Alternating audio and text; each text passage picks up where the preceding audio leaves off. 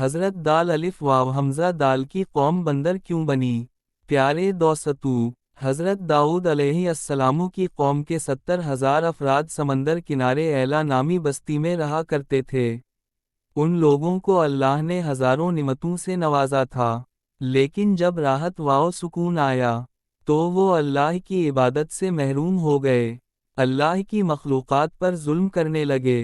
تو یوں اللہ نے ان کو خبردار کیا کہ ہفتے میں ایک دن ہفتہ کے دن شکار نہ کیا کرو، باقی اتوار سے لے کر جمعہ تک جتنا شکار پکڑنا ہے پکڑ لو، لیکن ایک دن اللہ کی عبادت اور مخلوقات پہ امن کے لیے رکھ دو۔ یوں اللہ نے ان کا امتحان لینا شروع کر دیا۔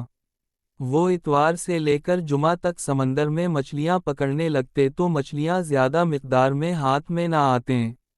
وہ ہفتے کے دن سمندر کو دیکھتے تو انہیں بڑی بڑی مچھلیاں سمندر میں نظر آنے لگتیں۔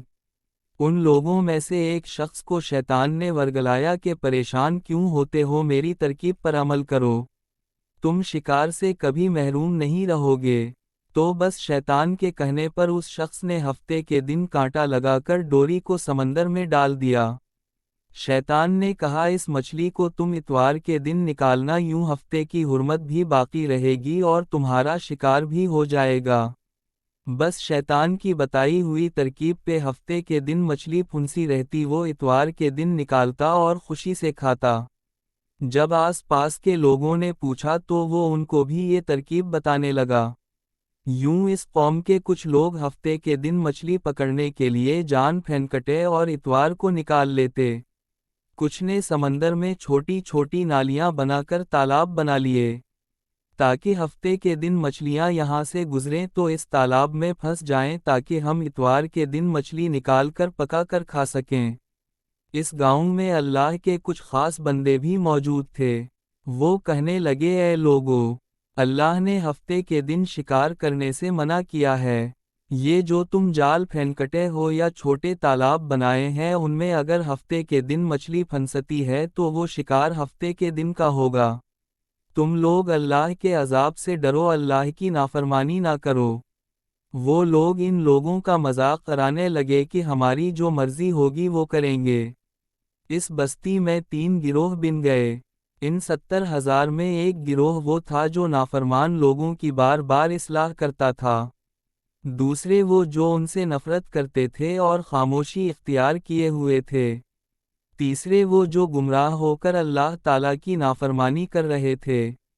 یوں نیک لوگوں نے بستی کے بیچ ایک دیوار کو کھڑا کر دیا، یہ حکم نافذ کیا کہ اللہ کی نافرمانی کرنے والے اس طرف ہو جائیں، ہم جو اللہ تعالیٰ کے فرمانبردار ہیں دوسری طرف رہیں گے۔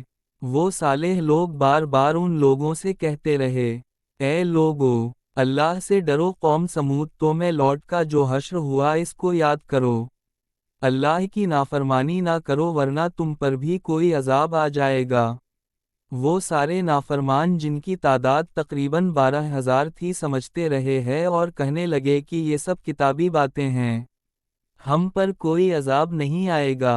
بس جیسے ہی وہ قوم 2 حصوں میں تقسیم ہو گئی، ایک وہ جو اللہ کے نیک بندے دیوار کے اس طرف تھے، دوسرے وہ جو نافرمان بندے تھے دیوار کے اس طرف تھے۔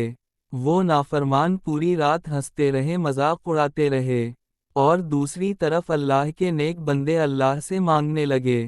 بس جیسے ہی صبح ہوئی اللہ کے نیک صالح انسان اٹھے، انہوں نے محسوس کیا کہ دیوار کے اس طرف سے کسی انسان کی آواز نہیں آ رہی۔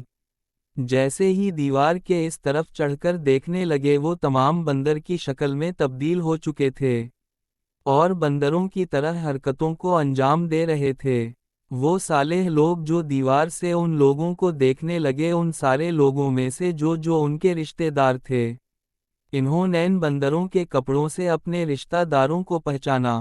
وہ چیخ کر رونے لگے اور اللہ سے معافی مانگنے لگے، لیکن اللہ کا عذاب آتا ہے تو وہ ہو کر رہتا ہے۔ وہ 12,000 لوگ جو بندر بن چکے تھے، کچھ کھا پی نہیں سکتے تھے، 3 دن بعد وہ عذاب میں آ کر فنا ہو گئے۔